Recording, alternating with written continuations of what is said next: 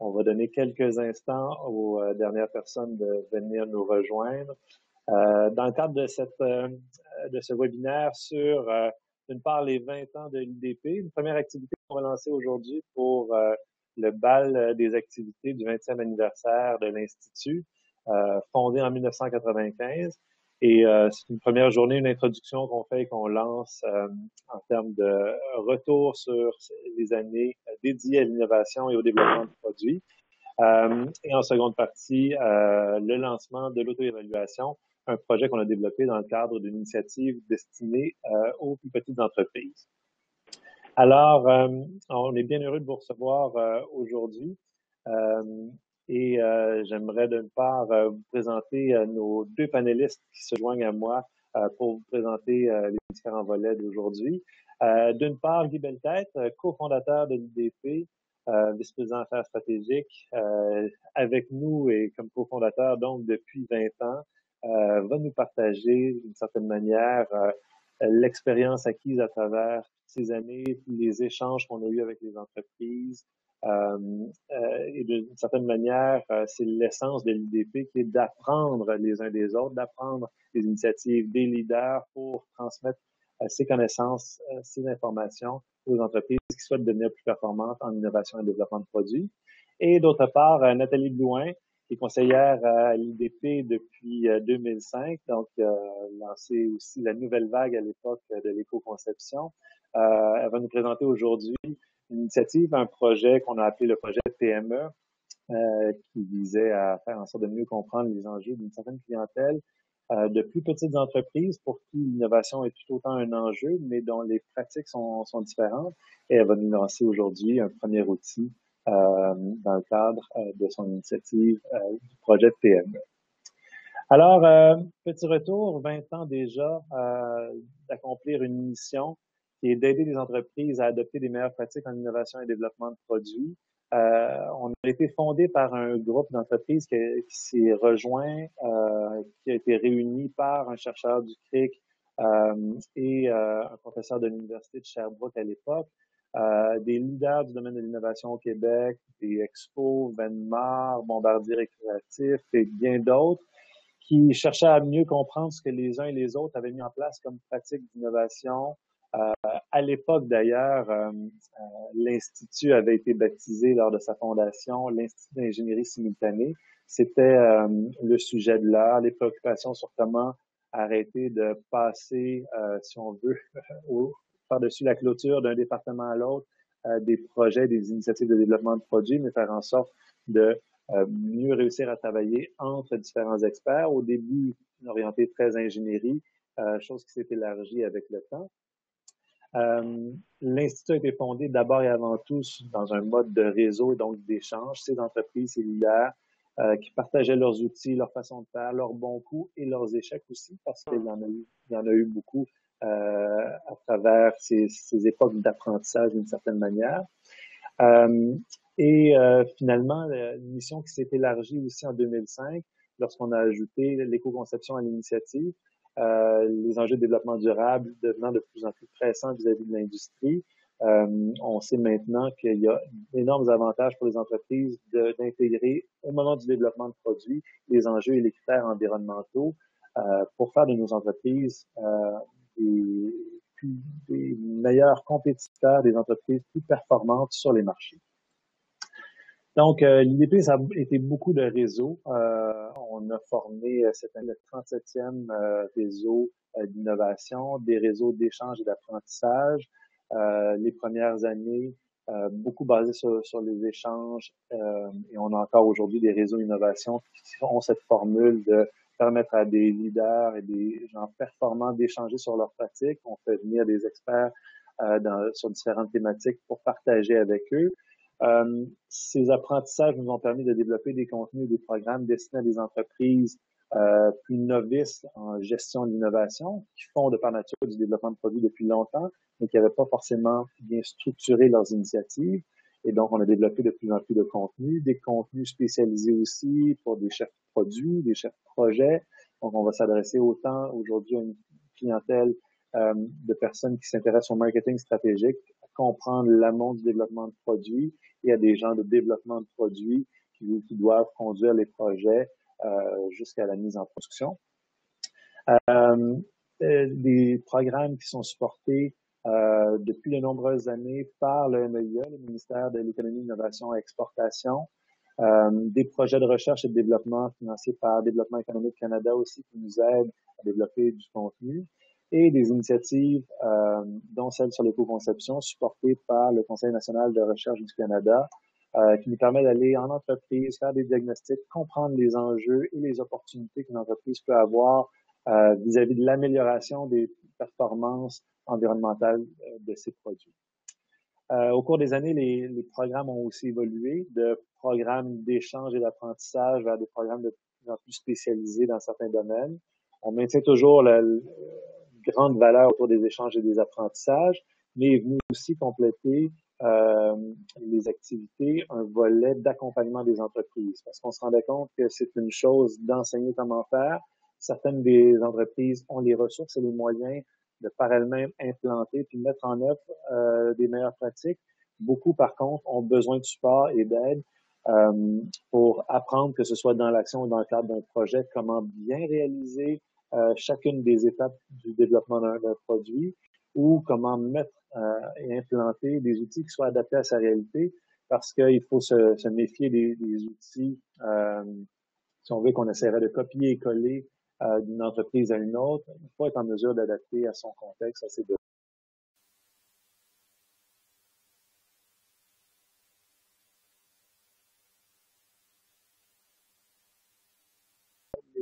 Les apprentissages de ces 20 ans. Et par la suite, le projet PME nous permettra d'explorer une initiative qui est importante pour nous, de réussir à comprendre les enjeux, les finalement caractéristiques qui font en sorte qu'une petite entreprise va gérer différemment son innovation et son développement de produits, et donc elle aura besoin d'outils de sensibilisation, d'outils d'implantation qui vont lui être adaptés. Et c'est ça sur quoi on s'est penché dans le cadre du projet PME. Et Nathalie nous présentera donc son premier outil qui sort de la démarche, l'outil d'auto-évaluation, qui est destiné aux plus petites entreprises pour déjà sensibiliser aux enjeux, aux bonnes pratiques à mettre en œuvre pour être sûr de faire de l'innovation un succès. Alors, je vais tout de suite passer la parole à Guy Belletête, notre cofondateur et vice-président Affaires stratégiques, pour vous partager 20 ans d'apprentissage. Guy. Bien, alors merci Bertrand, bonjour à tous. Alors écoutez, je voulais faire cette présentation-là sous l'angle de l'apprentissage qu'on a fait pendant toutes ces années et de présenter, vous voyez-le bien comme une réflexion bien humble de ma part, comme un témoin un petit peu de ce qu'on peut constater dans le champ, comme on a tendance à dire souvent, mais évidemment, ça sera un tour d'horizon rapide, que j'espère qu'on pourra poursuivre par la suite. Je vous invite en même temps à prendre des notes sur votre propre réflexion et même à nous les faire parvenir par la suite afin d'alimenter cette discussion-là. Bon, d'entrée de jeu, commençons par situer un peu le contexte. Quand on parle d'innovation et de développement de produits, on parle d'activités complexes à gérer dans une entreprise. Il y a plusieurs personnes de différentes fonctions d'entreprise qui doivent contribuer à un projet pour lequel toutes les données ne sont pas encore toujours très claires. En plus du fait que toutes ces ressources ne voient pas le résultat du même angle ou la tâche à faire de la même façon. Alors, c'est probablement ce qui contribue à cette complexité-là le plus, en plus, évidemment, de tout l'aspect d'incertitude qui fait partie d'un projet d'innovation et de développement de produits, innovation tantôt technologique, mais aussi tantôt commerciale et financier aussi parfois. Alors, tout ça contribue à cette grande incertitude qu'on voit et à la complexité de l'exercice. Et en plus de ça, toute cette initiative-là doit être connectée avec la direction de l'entreprise pour que les ressources et les investissements soient alignés correctement en fonction du positionnement qu'on cherche. C'est simple à dire comme ça, là, mais vous le savez probablement tous, c'est vraiment pas si simple que ça à faire. Alors, lorsqu'on a débuté en 1995, on avait une certaine compréhension de l'importance d'avoir une vue systémique du produit, mais cette vue-là était très, très axée sur l'aspect de la fabricabilité du produit. En 1995, on sortait d'une période où on avait mis beaucoup en doute la qualité des produits et beaucoup de ceux-ci avaient été relativement bien conçus. On voyait beaucoup de problèmes de qualité dans le champ et on voyait beaucoup aussi de problèmes de fabricabilité du produit. Donc, les questions de perspective d'ingénierie simultanée sont apparues extrêmement importantes au début des années 90. Denis Proust y était intéressé beaucoup, au point d'en développer un programme à l'Université de Sherbrooke. Et cette perspective-là mettait de l'avant l'importance et les avantages du travail d'équipe.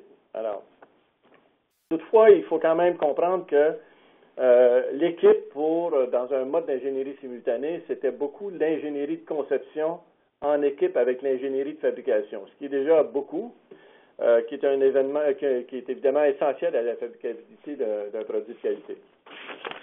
Certains pionniers ont mis en place différentes formes ou versions de processus à ce moment-là, de développement de produits, et c'est à ce moment-là, en 1995, que avec les premiers membres, 95-96, avec les premiers membres, on a partagé ces informations-là entre nous.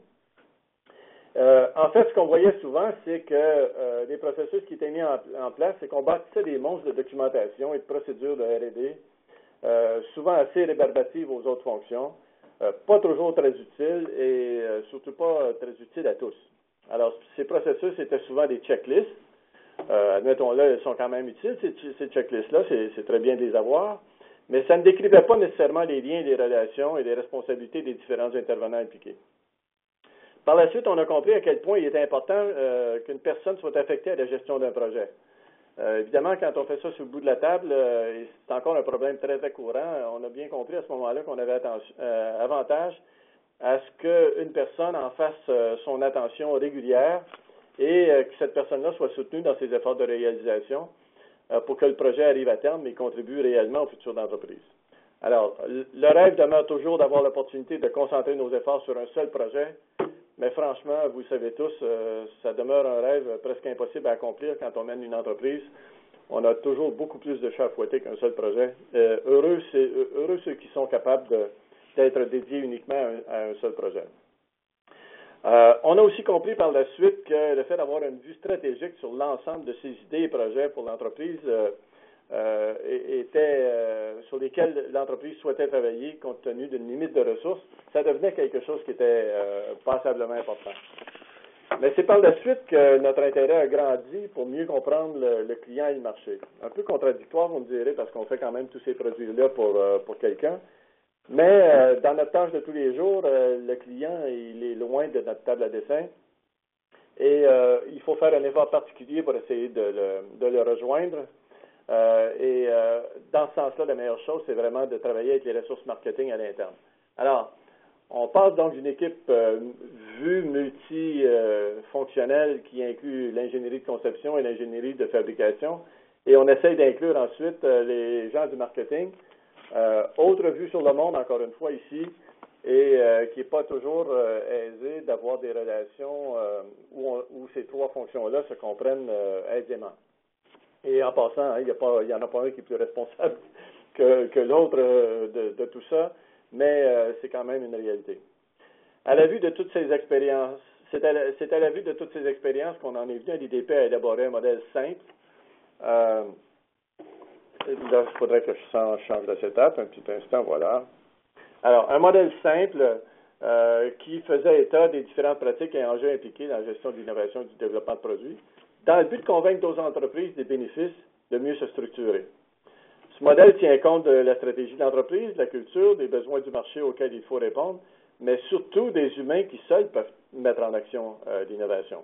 Alors, pour être performant en développement de produits, il faut être centré sur les besoins clients, comme je viens de dire, les besoins connus ou les besoins à venir, orienter la gestion de projet pour agir en équipe multifonctionnelle, qui sera encadrée dans un processus de développement de produits qui lie le travail de l'équipe aux décisions de la direction. Il faut s'assurer alors que l'ensemble des projets, c'est-à-dire le portefeuille des projets d'innovation, soit priorisé en fonction d'une orientation stratégique claire et des ressources disponibles pour les réaliser. Évidemment, ces problèmes se présentent différemment dans une PME que dans une grande entreprise, mais il est quand même étonnant de constater à quel point il y a certains problèmes communs. Par exemple, qu'on soit dans une petite ou dans une grande entreprise, il y a toujours beaucoup plus de projets sur la table à dessin que de ressources disponibles à les réaliser. D'ailleurs, c'est la même chose à l'IDP, dans une petite entreprise encore plus petite. On a toujours plus d'ambition que ce qu'on est capable d'arriver à accomplir. Ça représente un problème bien réel, un problème qui s'accentue, je dirais même. Il n'y a qu'une seule façon de s'en sortir, en fait, c'est de prioriser les projets les meilleurs et y concentrer nos ressources. Encore une fois, une chose assez facile à dire, mais difficile à réaliser. Dans le fond, c'est une vraie torture que nous pose cette question difficile, à savoir quelle est la stratégie d'innovation ou de développement de produits qu'on souhaiterait mettre de l'avant chez nous. Et on a fait des efforts dans les dernières années pour essayer de faire valoir l'importance de ces stratégies d'innovation-là.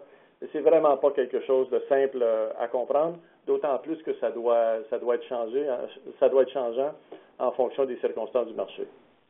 Alors, pour d'autres différences entre les grandes entreprises et les PME en ce qui concerne l'innovation, j'essaierai d'y revenir plus tard dans une autre communication, mais pour l'instant, je voudrais aborder certains problèmes qu'on rencontre communément dans la pratique. Alors, comme on le sait, l'innovation et le développement de produits sont des initiatives risquées qui comportent beaucoup d'incertitudes, tant technologiques que commerciales. Les échecs, ils sont monnaie courante, et encore plus quand on est mal organisé. On a simplement le bonheur de ne pas connaître notre taux d'échec à ce moment-là. Mais Cooper a déjà montré que 42% des projets de développement de produits étaient des échecs. Ce chiffre-là n'a pas été contredit depuis bien longtemps et on dit même que certains secteurs comme l'alimentaire voient 70% de leurs nouveaux produits mourir sur des tablettes dans la première année. Alors, tous s'entendent pour dire que les marchés sont de plus en plus complexes et l'internationalisation des marchés y contribue pour beaucoup. Alors, du côté du Québec, qui exporte près de 50% de son PIB, les entreprises du Québec font face régulièrement à ce défi de la complexité des marchés, d'autant plus qu'elles rencontrent des entreprises qui sont beaucoup plus costaudes qu'elles. Alors, je vais aborder l'innovation à partir de cette lorgnette des difficultés rencontrées. Le principal problème provient d'un manque de connaissances concrètes des besoins clients marché. Alors, les données sont très claires là-dessus. Ça provient pas seulement de Cooper, ça provient de toutes sortes d'autres sommités dans le domaine. Alors, je dirais, pour être plus précis, que le manque de connaissances provient d'un manque de connaissances des besoins de la chaîne client. En fait, très souvent, quand on définit un produit ou un projet, on ne définit pas l'ensemble des personnes qui vont être affectées ou qui vont devoir décider quant à ce projet. Et on a tendance à se centrer soit sur le client directement à qui on s'adresse ou encore uniquement sur l'usager final. Dans les deux cas, c'est une erreur. Il faut regarder l'ensemble des besoins de l'usager. Parce que l'usager, comme les besoins du décideur, ne sont pas les mêmes. Ni même ceux du distributeur, ni même ceux de l'installateur pour certains types de produits. Alors, un bon produit répondra à l'ensemble des besoins de cette chaîne client. On se préoccupera de ce que cela implique du point de vue tant de l'emballage et même des inventaires à gérer, aux besoins, du contenant, de l'information que ce contenant doit véhiculer. On développera le produit en fonction d'un prix cible, comparé aux autres produits similaires, de la marge à obtenir dans le projet. Bien sûr, on s'assurera de la fonctionnalité des produits, de sa valeur ajoutée, des problèmes qu'il va résoudre pour le client. Et on s'intéressera même à suivre les tendances sociales en croissance pour chercher même à transmettre les valeurs de l'entreprise pour faire corps avec son public. Sans oublier que ce produit devra réaliser un coût acceptable pour permettre d'en tirer un profit suffisant. Et tout ça, à mesure que le projet avance, c'est des choses qui changent. Donc, pour bien comprendre tout ça, il n'y a rien de mieux que de consulter directement cette chaîne client, soit par sondage, soit par entrevue directe si possible, mais sans se mettre à risque en donnant nos propres secrets. J'ai eu l'occasion de travailler sur cet aspect-là récemment avec certaines entreprises et franchement, on était très inquiets de faire ce genre d'exercice. On ne savait même pas comment s'y prendre non plus, à qui s'adresser. Et on devenait très inquiet de transmettre ces secrets-là en déterminant une liste auprès de qui on voudrait sonder, qui était vraiment trop idéaliste et pouvait même être dangereuse. Alors, c'est pas un exercice qui est si compliqué que ça à faire, mais je pense qu'on se complique beaucoup la tâche. Alors, bien sûr, Steve Jobs nous a dit que les études de marché ne valaient rien. Bien sûr, on sait que on dit connaître son propre marché, Bien sûr, le client, on sait qu'il ne sait pas ce qu'il veut, et encore plus quand il s'agit de produits très nouveaux. Mais j'ai acquis cette conviction-là qu'il valait mieux ne pas s'empêcher de comprendre le problème qu'on veut résoudre avec notre produit et de mieux saisir le besoin qu'on souhaite combler avec notre proposition. Alors, je vous encourage quand même à faire ces démarches auprès de la clientèle. Si vous avez besoin d'aide, faites-vous aider. Mais dites-vous bien que toutes les entreprises qui ont tenté de mieux comprendre ce besoin-là en faisant des sondages ou des enquêtes directes auprès des clients en sont toutes ressorties avec des vues inattendues sur leurs produits, ne serait-ce que de voir le focus qu'un client peut y donner alors qu'on ne le voit pas de la même façon. Un autre problème qui est fréquent provient d'une description extrêmement confuse et incomplète des projets. C'est vraiment flagrant de voir à quel point les projets sont décrits d'une façon très faible, toujours trop centrés uniquement sur l'aspect technique du produit. Il manque souvent beaucoup d'informations de type business qui devraient se retrouver dans le plan d'affaires du projet. Quelle position recherchons-nous? À qui s'adresse ce produit? À quel marché? On veut se positionner comment, mais on va reconnaître le succès de quelle façon par ce projet-là. On prévoit en vendre combien la première année, la deuxième, la troisième? Le prix visé, le coût prévu, la marge, tout ça, ce n'est pas des choses qui sont facilement des informations toujours disponibles à l'équipe. Alors, est-ce que le projet sera suffisant pour réaliser nos objectifs de croissance? Alors, on ne fait pas ça pour rien développer un produit. Le produit est là pour ajouter une valeur à l'entreprise qu'on mène et donc il doit vraiment y contribuer. Alors, en fait, on a trop tendance à être très centré sur notre propre idée et on oublie fréquemment qu'il y a des clients à satisfaire au bout de l'exercice. La description du projet doit aussi être complète dans le sens qu'elle doit présenter les enjeux de fabrication, de logistique, de distribution et de mise en marché. Alors, on est déjà là un ferment pour mettre en place une équipe multifonctionnelle. Alors, voilà là vraiment un autre nœud du problème. C'est là qu'entrent en action les autres contributeurs éventuels au développement du produit. Je constate une absence forte d'implication des fonctions autres que la R&D, et souvent, c'est parce qu'on ne va pas les chercher directement. Il y a énormément de problèmes d'exécution encore qui sont dus à un manque de synchronisation avec ces autres fonctions essentielles à la mise en marché d'un produit. Les rôles et responsabilités des différents contributeurs sont mal définis et impliqués beaucoup trop tard, ce qui cause beaucoup de mauvaises introductions de produits.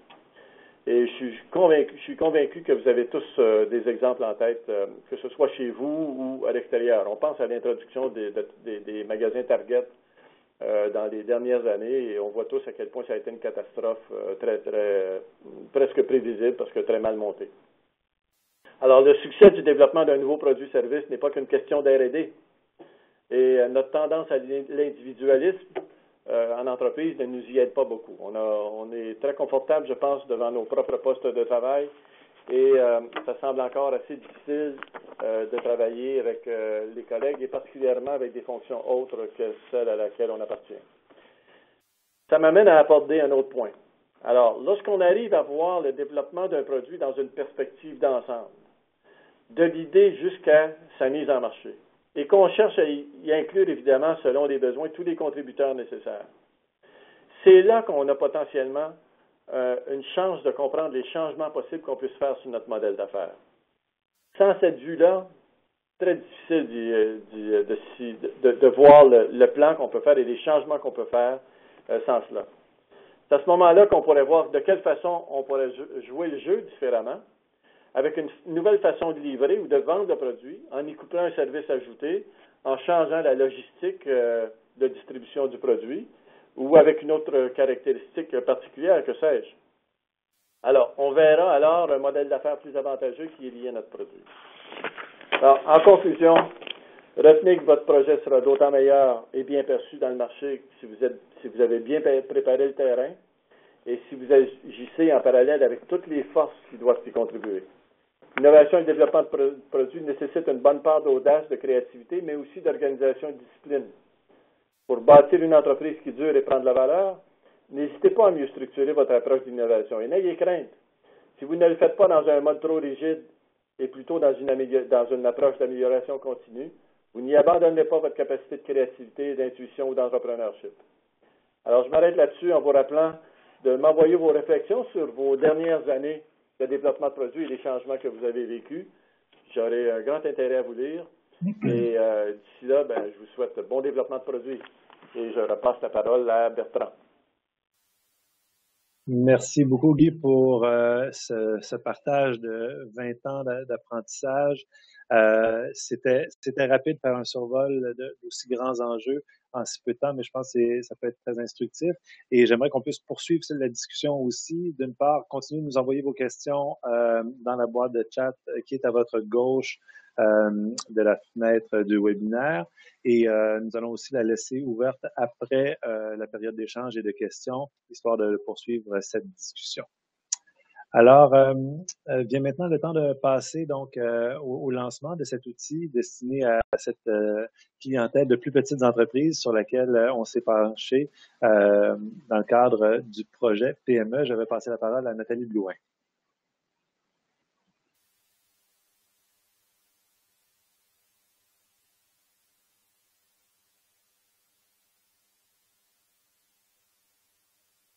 Alors, on va essayer de rétablir le son du côté de Nathalie qui semble avoir pour l'instant problème sonore. Nathalie, veux-tu essayer de rebrancher ton casque d'écoute peut-être par exemple?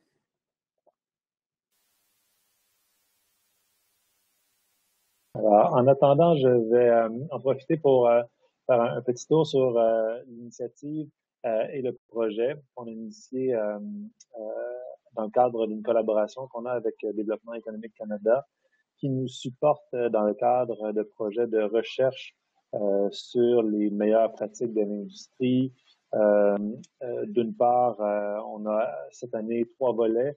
Le premier volet qui nous permet, dans le fond, d'aller auprès des leaders de l'industrie, comprendre ce qu'ils ont mis en œuvre, comment ils ont fait évoluer leurs pratiques, leurs outils, histoire d'en développer des contenus et des approches qui puissent être transférées auprès des autres entreprises de la communauté.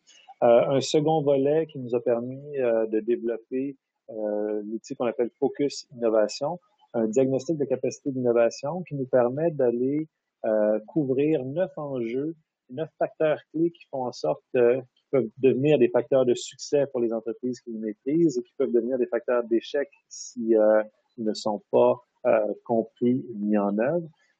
Et donc, c'est une approche dans laquelle on est actuellement en phase de déploiement, donc qui, grâce au support financier de Développement économique Canada, nous permet d'aller en entreprise, aider les équipes d'innovation à comprendre et à développer un langage commun, d'une part, sur ces différents enjeux, à partager finalement les problématiques qu'ils vivent à l'intérieur de l'organisation et à mettre en œuvre des plans d'amélioration des pratiques de gestion de l'innovation. Le troisième volet de recherche qu'on a actuellement avec Développement économique Canada vise à rejoindre donc une communauté d'entreprises avec lesquelles on a moins travaillé au cours des 20 dernières années.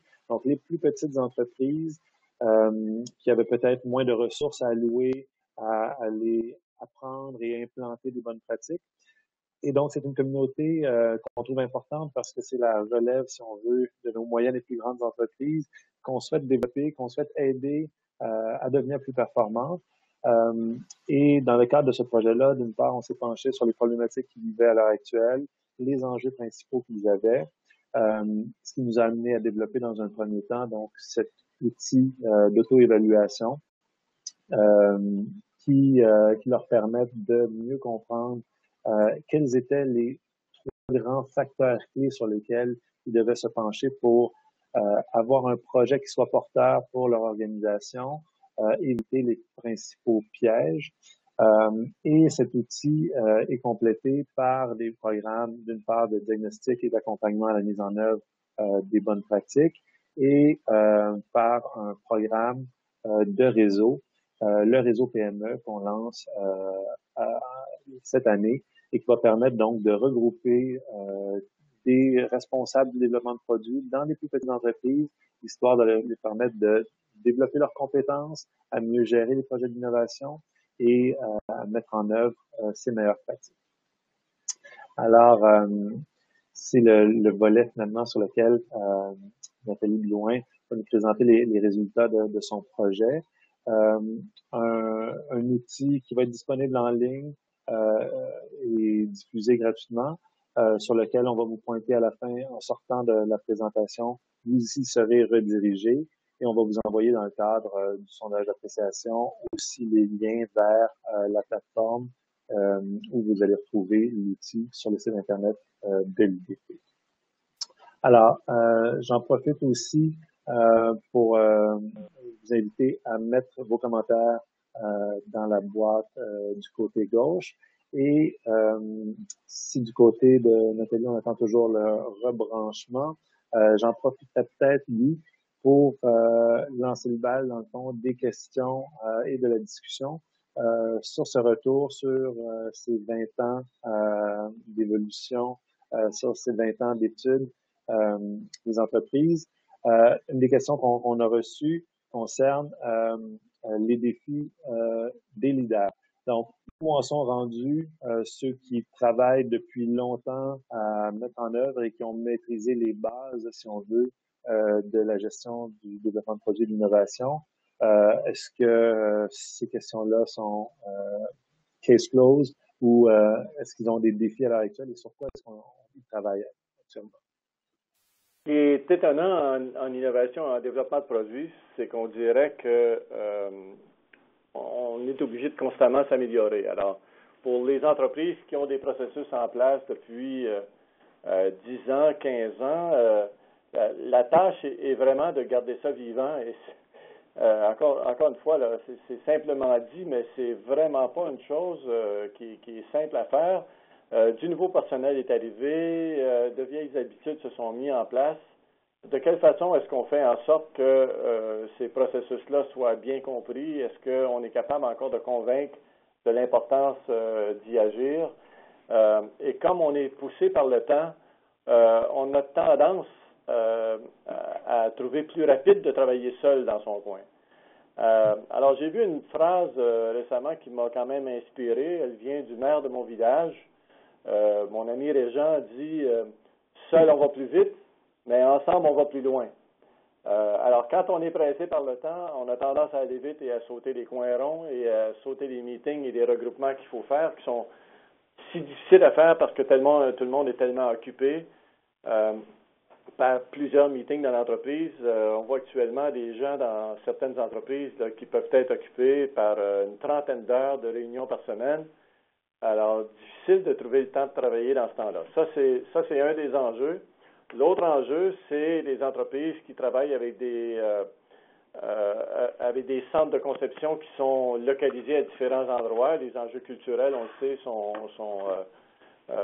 sont très présents. Il faut arriver à se comprendre. Et là, il y a un effet de culture qui correspond à ce qui est le plus difficile à mettre en place et à changer dans une entreprise. À part tout ça, les marchés sont complexes pour tout le monde. Je pense que les défis sont très grands à ce compte-là. D'ailleurs, j'aimerais beaucoup que si certains d'entre vous ont d'autres défis qu'ils vivent, c'est un petit peu l'objet de cette discussion aussi aujourd'hui, c'est d'être capable de partager ces données-là avec vous, mais aussi de les recevoir de votre côté pour qu'on puisse s'y adresser puis engager une certaine conversation sur ces défis. Alors, c'est ce que je vois pour l'instant. Merci Guy. J'ai l'impression qu'on a probablement réussi à profiter de cet intermède pour reconnecter Nathalie. Est-ce que vous m'entendez? Nous m'entendons très bien. Bon, voilà. Écoutez, je suis Alors, désolée. Je te cède la parole, Nathalie, pour la présentation de l'outil de téléévaluation. Parfait, merci. Écoutez, je suis désolée pour cet intermède très involontaire de ma part. Donc, juste pour reprendre, effectivement, Guy a pu vous présenter, là, suite à nos 20 ans d'apprentissage, nous ont vraiment démontré que chaque projet de développement, qu'il s'agisse d'un produit ou d'un service, comporte une grande part de défis. En fait, en plus de concevoir une solution qui répond parfaitement et même dépasse les besoins des clients, une organisation doit pouvoir concrétiser et la mettre en marché le plus rapidement possible, de préférence avant la concurrence, bien entendu.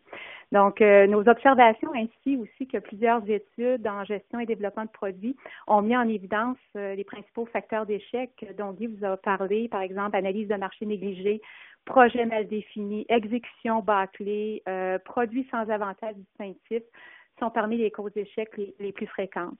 C'est vraiment pour aider la réflexion des équipes de développement de produits sur ces facteurs que nous avons développé, grâce au soutien de Développement économique Canada, une auto-évaluation, votre projet d'innovation est-il sur la bonne voie? Je dois vous dire, l'outil a été développé plus particulièrement pour la PME. Mais avec les tests de marché qu'on a fait, nous sommes rapidement aperçus qu'il pouvait très bien être utile pour des équipes de développement d'entreprises plus grandes. Donc, cet outil d'auto-évaluation, bien entendu, il est gratuit et convivial. Il vise à faciliter votre réflexion sur les principaux éléments à surveiller afin de maximiser les chances de succès de votre projet. Elle permet aussi une évaluation critique de votre projet sur 3 dimensions importantes, soit le marché, l'équipe et le projet. L'outil comporte une quinzaine de questions, 15 questions en fait, et ça vous prendra une vingtaine de minutes. On estime à une vingtaine de minutes pour y répondre. Si vous êtes, notre conseil, si vous êtes plusieurs de votre organisation à vouloir y répondre, par exemple sur une équipe, plusieurs personnes d'une même équipe de projet, nous vous suggérons de le remplir séparément pour ensuite comparer vos réponses. Nous pensons qu'ainsi que la discussion va être beaucoup plus riche.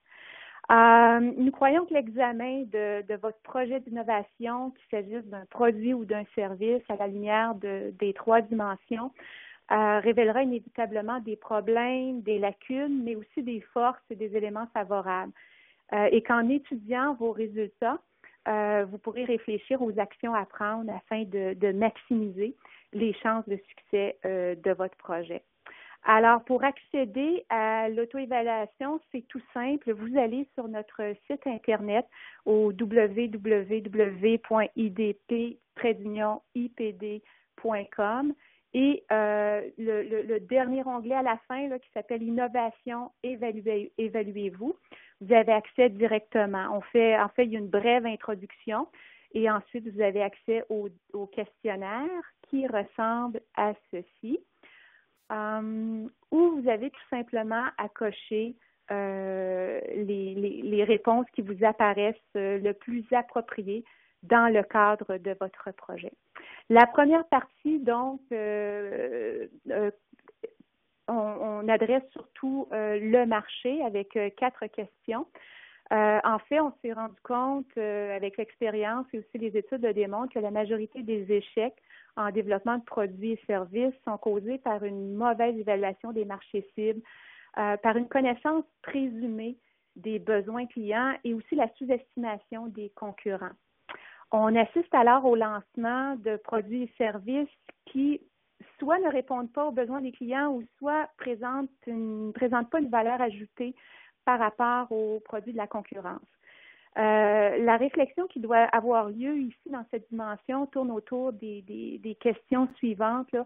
Le marché que vous convoitez est-il attrayant pour votre organisation? Saurez-vous bien vous y positionner avantageusement et vous démarquer de la concurrence?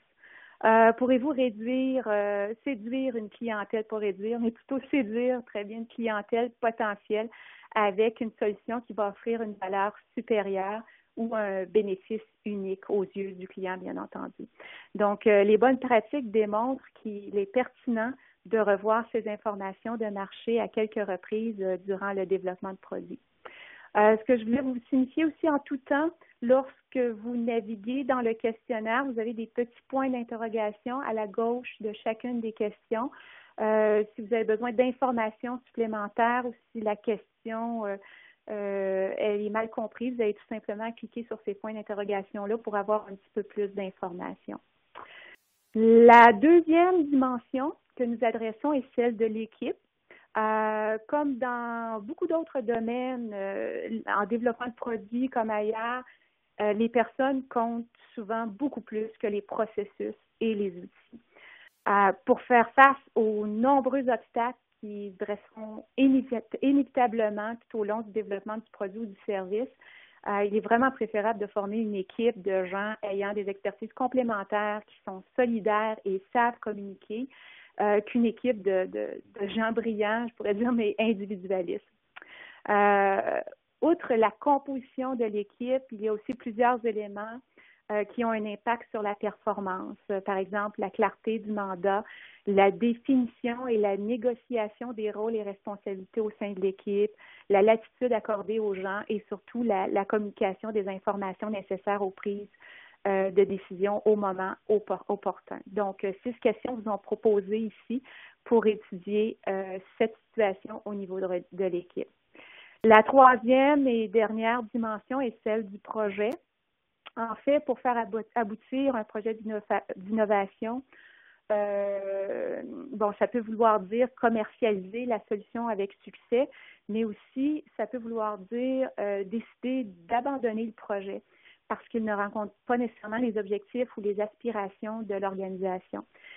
C'est pourquoi la mise en place d'un processus qui permet à différentes étapes du développement de s'assurer que le projet tient toujours la route est à notre avis essentiel. S'il y a place pour la créativité dans la conception du produit et la résolution de problèmes tout au long du processus, la rigueur est de mise pour analyser les risques et la prise de décision aux différentes étapes du projet.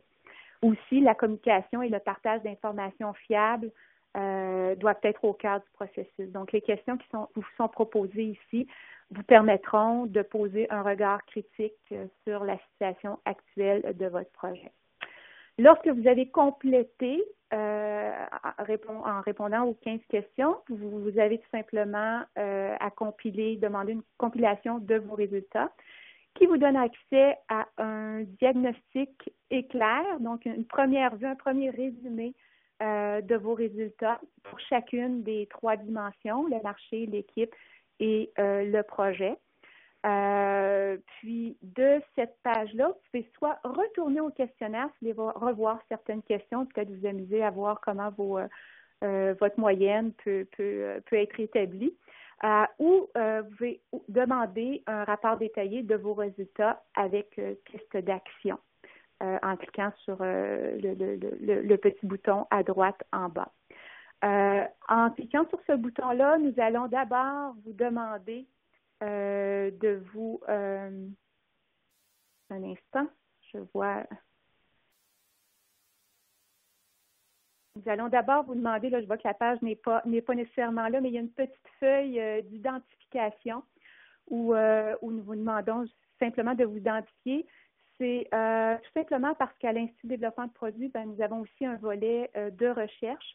Donc, les renseignements qui seront transmis, nous aimerions pouvoir les utiliser pour des fins statistiques. Soyez assurés à ce côté-là, de ce côté, aucune information permettant d'identifier une entreprise ne sera publiée, mais on aimerait pouvoir faire des corrélations entre la grandeur de l'entreprise et les scores aux différentes dimensions. Je pense que ça va apporter beaucoup à la communauté des entreprises du Québec. Donc, suite de cette page-là, vous avez accès tout simplement aussi, vous pouvez télécharger, vous avez accès au rapport directement sur votre écran, ou vous pouvez aussi demander de télécharger un rapport en format PDF pour plus de convivialité. Et à ce moment-là, ça va vous donner un rapport de 7 ou 9 pages, dépendant de votre des réponses aux questions. Bien entendu, les informations qui sont incluses dans ce rapport se limitent à la formulation de conseils et de recommandations. Donc, vous demeurez avec votre équipe responsable des décisions et des actions que vous posez.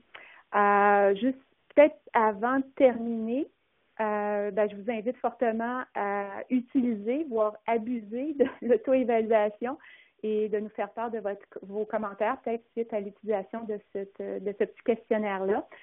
Nous souhaitons vraiment que l'examen de votre projet de développement, à la lumière de ces 3 dimensions, donc le marché, l'équipe et le projet, aidera votre réflexion quant aux actions à prendre pour maximiser les chances de succès de votre projet de développement de produit. Encore là, si vous êtes plusieurs de votre équipe à y répondre, n'hésitez pas à le faire séparément pour avoir une discussion par la suite qui ne sera que plus riche. Ceci, n'hésitez pas à nous faire part de vos commentaires aussi suite à votre expérience avec l'auto-évaluation. Ça nous aide toujours grandement à améliorer les outils que nous développons pour la communauté d'entreprises. Donc, ceci complétait la présentation de l'auto-évaluation. Donc, je redonne la parole à Bertrand pour la conclusion et la période de questions. Merci beaucoup, Nathalie. Merci pour ce tour d'horizon de l'outil développé et mis en ligne et donc qui est déjà accessible. Effectivement, ça va être important pour nous d'avoir votre feedback pour l'amélioration, le développement des prochains programmes aussi qui vont arriver. L'outil s'inscrit donc à l'intérieur d'une plateforme de soutien à l'innovation pour la PME, dans lequel donc on a effectivement cet outil-là pour stimuler, conscientiser les équipes aux différentes problématiques à mettre en œuvre, des programmes d'aide personnalisés autant en termes de diagnostic que d'aide à l'implantation et les réseaux PME qui vont être lancés cette année dans les différentes régions. Donc, tendez-nous une perche pour qu'on vous tienne au courant des développements et de la mise en œuvre de ces programmes-là. Alors, je vais maintenant donc passer à la période de questions. La première, dans le fond, je n'irai pas forcément dans l'ordre dans lequel elles me sont arrivées, puisque, étant donné que j'ai Nathalie en ligne, j'en profiter pour la relancer tout de suite sur une thématique. Petite et grande différences, similitudes. Comment, donc, tu le mentionnais, l'outil a été développé dans le cadre d'une initiative destinée aux plus petites entreprises. Certaines plus grandes pourraient s'y reconnaître. Comment est-ce qu'on pourrait comparer ce qui se passe en termes de développement de produits, de gestion de l'innovation dans une petite versus une grande? En fait, on s'est rendu compte parce que quand on a démarré le développement de cet outil-là, on a travaillé avec des entreprises de plus petite taille, donc de 10 à 50 employés. Des entreprises très dynamiques qui étaient au-delà du démarrage de l'entreprise. Et c'est en regardant les perspectives de ces entreprises-là qu'on a développé ou qu'on a resserré, je pourrais dire, les questions que nous avions.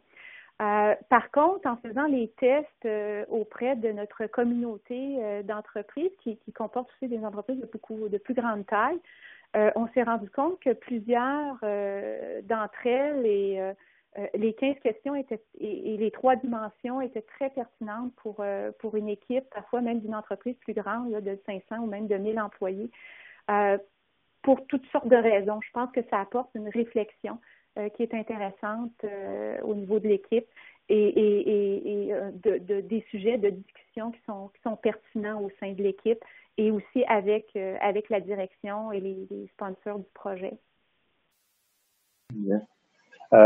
L'autre volet qui a été abordé pose la question, service ou produit, est-ce que les outils, les pratiques, les méthodes s'appliquent dans les deux cas ou comment est-ce qu'on doit différencier les approches quand on est dans une entreprise de service, une entreprise manufacturière ou de plus en plus dans des entreprises hybrides de manufacturiers qui bonifient leur offre de services entourant les produits? En fait, on a vraiment, les 15 questions cernent les deux types de projets, que ce soit un produit ou un produit tangible ou un service.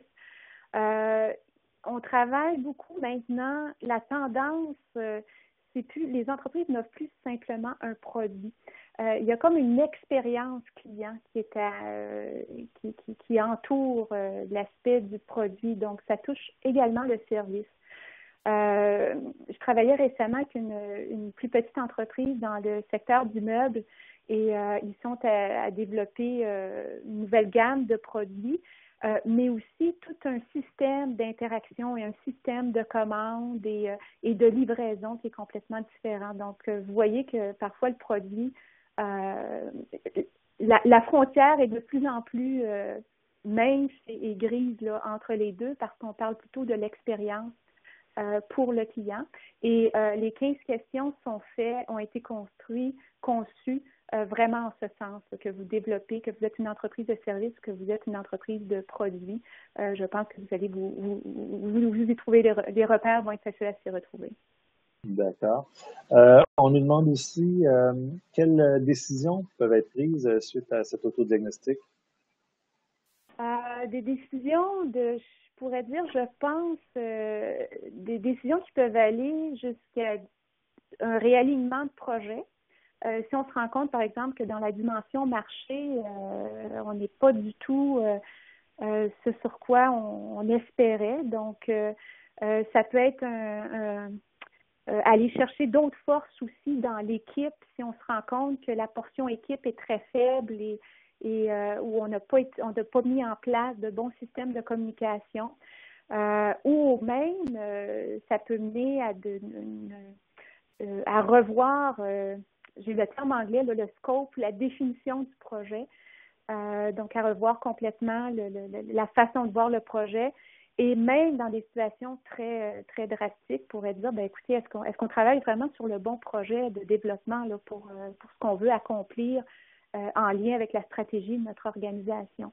Donc, l'idée, c'est vraiment de se questionner et de permettre à l'équipe de l'entreprise de prendre des décisions éclairées et sur une base peut-être de discussion plus dirigée, que ce soit au niveau du marché, de l'équipe ou du projet lui-même. D'accord. Un autre commentaire, une question en fait, qui d'une certaine manière, dont l'outil pourrait être une des solutions. On nous demande comment générer du changement dans mon organisation. L'outil, je pense que tu le mentionnais, Nathalie, peut être un outil de discussion dans la mesure où si chacun des membres d'une équipe y répond de son côté et par la suite, on met en commun et on discute des différents points de vue qu'on peut avoir sur la situation. Ça peut être un volet, mais j'avais envie de te poser la question à Guy aussi, pour revenir un petit peu sur ces 20 années où on a vu des entreprises évoluer dans leur pratique, dans leur façon de faire, certaines plus rapidement que d'autres. Comment est-ce qu'on génère le changement vis-à-vis d'une culture, des fois, qui peut être réfractaire à certaines des pratiques, méthodes qu'on pourrait recommander? Comment est-ce qu'on aborde la chose? Ben, le changement, ça ne peut pas être une volonté d'un seul individu, évidemment, à moins que ce soit le grand patron, là, qui a un petit peu plus de pouvoir que la moyenne d'habitude. Mais ce qu'il faut pour que ça puisse se passer, c'est qu'on soit capable d'arriver à s'entendre sur quelles sont les raisons de changer. Pourquoi est-ce qu'on a besoin d'aborder les choses de façon différente? Et en ce sens-là, le fait de revenir sur les produits ou les projets sur lesquels on a travaillé et avec lesquels on a connu des difficultés, ça me semble être la meilleure chose. J'ai eu l'occasion de le tester plusieurs fois, puis il me semble que quand on est capable de revenir en groupe dans une entreprise sur les échecs ou des insuccès qu'on a eus ou les insatisfactions qu'on a eues dans un projet et qu'on est capable d'arriver à les partager, de partager ces conclusions-là avec d'autres, en général, ça génère un changement. Mais ça ne peut pas se faire dans un coin tout seul et ça ne peut pas se faire par l'insatisfaction d'un seul individu. Par contre, de quelle façon est-ce qu'on fait cet exercice-là? Puis peut-être qu'on a tendance, quand on ramasse les facteurs qui ont créé un insuccès, il faut quand même être adroit un peu à le faire correctement, sans trop faire de pointage de doigts, et arriver à un partage honnête dans un objectif d'amélioration continue. Si c'est dans un objectif de se planter l'un l'autre, écoutez, du changement, vous n'aurez pas. Le seul changement que vous risquez d'avoir, c'est de perdre votre emploi, peut-être, qui est un changement assez important quand même. Mais quand on veut changer, il faut trouver ce qui empêche de se rendre d'une certaine façon au bien commun de l'entreprise, c'est-à-dire aux objectifs de l'entreprise. Et quand on est capable d'accumuler ces informations-là, puis qu'on est capable de les mettre en commun, on arrive à trouver un plan. Bon, peut-être que ça prend des fois quelqu'un de neutre qui vient de l'externe un peu pour calmer le jeu, mais à mon avis, c'est ce qui peut aider le plus là. D'accord, merci bien. Un autre élément qui ressort, une fois une faiblesse générale repérée par l'autodiagnostic, existe-t-il un diagnostic plus détaillé pour mettre en lumière les causes originales? Alors, j'aurais envie de revenir un petit peu à ce sujet-là sur les autres programmes qui sont disponibles sur la plateforme d'aide à l'innovation. Le programme Focus Innovation, supporté par Développement économique Canada également, permet d'aller faire un diagnostic qui, celui-là, est développé autour de 9 enjeux euh, et qui donc va se pencher sur comment est-ce qu'on réalise des projets, est-ce qu'on réalise des bons projets et dans quel cadre, culture et climat est-ce que ceux-ci sont mis en œuvre. C'est une initiative qui nous permet, dans le fond, de réunir une équipe, de creuser une problématique, d'avoir une discussion avec tous les acteurs autour de la table pour par la suite développer avec l'équipe de l'entreprise un plan d'action vers la résolution des problématiques qui ont été identifiées en collaboration avec un conseiller externe et l'équipe présente dans l'entreprise. Donc ça, c'est un programme qui est actuellement déployé et qui fait en sorte de donner ce support-là à la fois méthodologique, mais en termes d'animation, parce qu'on y revient souvent. Il y a des méthodologies, des outils, des façons de faire, mais il y a beaucoup aussi dans l'échange, les rôles, la culture et le climat qu'on va développer autour d'un projet d'initiative de développement de produits. Alors, on a fait le tour des questions qui nous ont été posées jusqu'à maintenant. Alors, s'il n'y en a pas d'autres qui ressortent jusqu'à maintenant et de commentaires de la part de nos présentateurs, je vous remercie grandement à tous deux, Guy Belletête, cofondateur de l'IDT, Nathalie Blouin, conseillère et responsable du projet PME. Merci à tous de vous être joints à nous pour cette initiative. On laisse la partie du chat ouverte pour pouvoir continuer à échanger avec vous sur différentes thématiques, innovation. Merci à vous aussi et au plaisir de vous revoir. J'espère qu'on pourra poursuivre cette conversation.